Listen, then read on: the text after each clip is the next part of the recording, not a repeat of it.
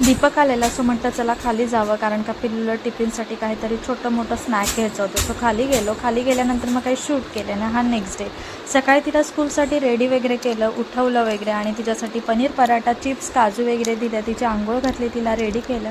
Excitement तर खूप असते जाण्याआधी, आणि जायचं म्हटलं की तिचं नर्वसनेस चालू असते, रडारड चालू असते. दीपकनी मला घरी सोडलं, त्याच्यानंतर घर एकदम शांत झालं. घरातली सगळी कामं आवरली आणि पिल्लूला आणायला निघाली, कारण का 12 वाजता सुटते. सो मी 11:30ला घरातून निघते, आणि एवढं ऊन असतं ना, भयंकर ऊन असतं. आल्याला पहिला तिचं टिफिन चेक करते, बुक चेक करते की तिला काय दिलं, काय ती शिकली, काय तिला होमवर्क वगैरे दिला. आता सध्या होमवर्क वगैरे देतात. घरी आल्यावर ड्रॉइंग बुक घेतली आणि काढायला सुरुवात.